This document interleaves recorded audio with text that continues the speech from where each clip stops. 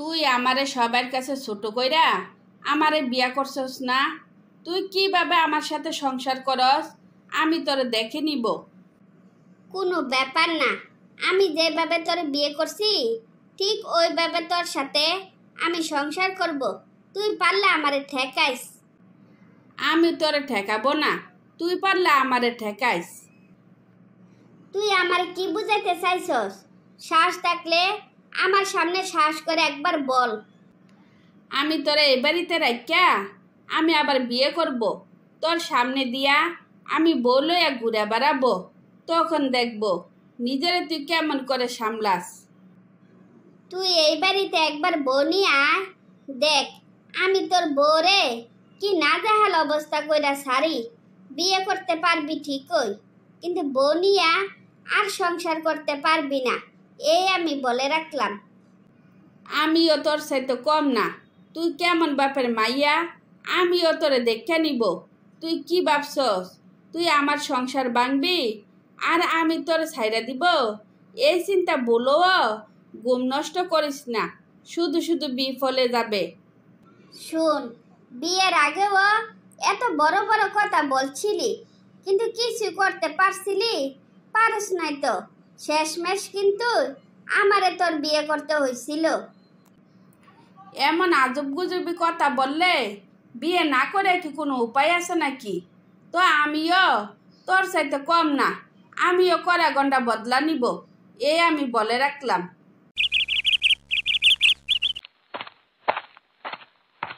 কি রে সাব্বির, আমরা এসব কি শুনতাছি? শুনলাম তুই নাকি আবার বিয়ে করতাছস। সি সি সি, তুই যে এত খারাপ নিজের চোখে না দেখলে কোনোদিনও বিশ্বাস করতাম না। এই শালা, কোনো কিছু না বুঝে না শুনে উল্টাপাল্টা কথা বলবি না। ওই আমারে কিভাবে বিয়ে করলো তুই কি জানোস না? তাই আমিও সিদ্ধান্ত নিছি আমি ওরে উচিত শিক্ষা দিয়ে ছাড়ব। এই শালা, তুই কি পাগল হয়ে গেছস নাকি? বিয়েটা কোনো ছেলে খেলা নয় যে যখন যার মন চাইব সে বিয়ে করে নিব। এখনো সময় আছে, নিজেকে বদলা, নইলে পরে কিন্তু আফসোস করবি। তুই আমারে যতই বুঝাস না কেন, আমি কিন্তু আমার সিদ্ধান্ত বদলাবো না। আমার পরিবারের কাছে ওই আমার মান ইজ্জত নষ্ট করছে না, আমিও পুরা পৃথিবীর সামনে ওর মান ইজ্জত শেষ করব। ওই কোনো দিন কারোর সামনে মুখ দেখাইতে পারবো না। তোর মনে যদি এতই ক্ষোভ থাকে তুই একটা কাজ কর, ওরে ডিভোর্স দিয়ে ওরে সম্মানের সাথে ওর বাপের বাড়ি পাঠাইয়া তারপর তুই বিয়ে কর, তাইলে বেচারি এতটা কষ্ট পাইব না। বলেও এ কথা বলবি না। ওই আমার বাড়িতে দুঃখে দুঃখে মরব, তারপরেও আমি ওরে ছাড়ব না, এটাই আমার শেষ কথা। তোর কাছে যা ভালো মনে হয় তা কর। তো আমি যতদূর ওরে চিনি মেয়ে হিসেবে কিন্তু খুবই ভালো। দেখিস ওরে ঠকাইতে গিয়া নিজে কিন্তু আবার ঠকিস না।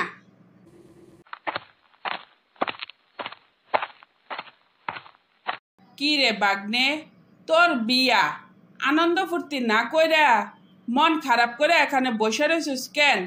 কি মীরারে নিয়ে কি কিছু ভাবতাছস? আচ্ছা মামা, আমি যে মীরার উপর প্রতিশোধ নিতে গিয়া আবার বিয়ে করতাছি, আমি কোনো ভুল করতাছি না তো? বাগনে, শুধু ভুল বললে ভুল হবে? তুই চরম ভুল করতাছস। তুই বুঝতে পারতাছস না তোর ভবিষ্যৎ কতটা খারাপ হইতে পারে। মামা, আমি এখন বুঝতে পারছি আমি কত বড় ভুল করতে যাইতে আছি। তুমি থাকো, আমি গেলাম।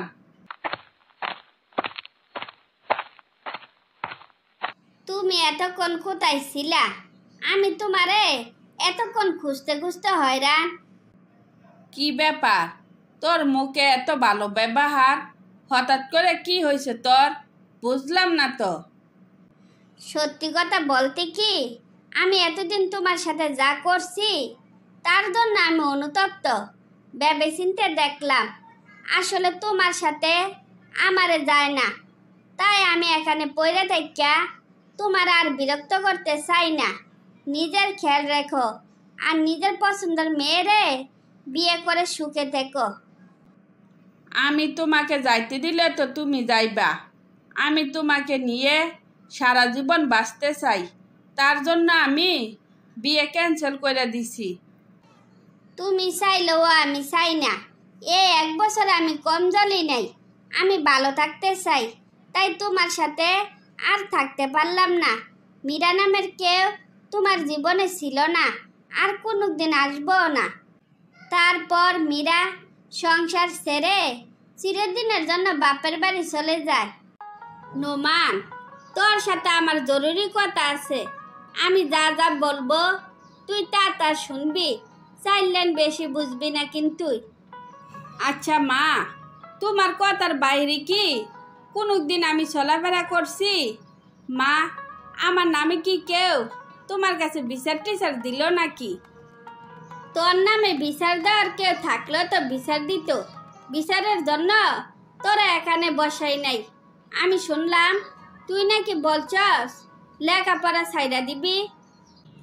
লেখাপড়া না ছাইড়া দিয়া কি কোনো উপায় আছে? আমাদের যে আয় রোজগার তা দিয়া দুইজনের লেখাপড়া করা কোনোভাবে সম্ভব না। তাই ভাবছি লেখাপড়া ছাইড়া দিয়া কিছু একটা করি। তোর কিছু করা লাগবো না। দরকার লাগলে আমরা একবেলা না খাইয়া থাকবো, তারপরেও তোর আমি লেখাপড়া করাবো। না মা, তোমার কথা হয় না। এই বয়সে তুমি না খাইলে কোন বয়সে খাইবা? আমারে নিয়ে তুমি ভাবব না। আমি কিছু একটা করব। আর রোমান ভালো করে লেখাপড়া কইরা মস্ত বড় অফিসার হইব, সেই ভালো।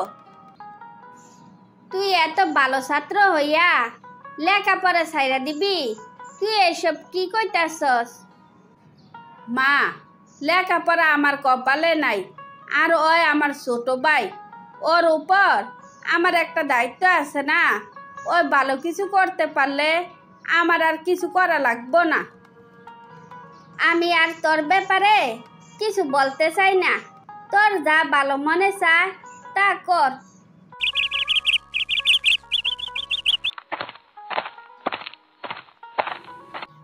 মা, আমার ভালো একটা চাকরি হইছে। এবার আর আমাদের কারণ না খাইয়া দিন কাটাইতে হইব না। আমরার খাওয়া নিয়া তোর চিন্তা করা লাগবো না। তোর ভাই তোর জন্য যে কষ্ট করছে, তুই শুধু ওর কষ্টের মূল্য দিস, তাইলে হইব। মা, তুমি কি ভাবছ আমার ভাইয়েরে আমি আর কষ্ট করতে দিব? আগে স্যালারিটা পাইয়া নেই, তারপর ভাইয়ের কষ্টের দিন শেষ হইয়া যাইব। ভাইয়েরা আর কখনো খেতে কামারে কাজ করতে দিব না। ভাই, তুই তোর সুখের চিন্তা কর। আমরা যেমন আছি খুব ভালো আছি। আমরারে নিয়া তোর ভাবতে হইব না। বেশি কথা বইল না। আমি স্যালারি পাওয়ার পর তোমরা আমার সাথে শহরে চলে যাইবা। কোনোদিনও তোমরা আমি গ্রামে রাখবো না। পরের চিন্তা পরে করিস, আগে নিজেরে নিয়া বাপ। আগে খাইয়া নে, পরে গল্প করিস।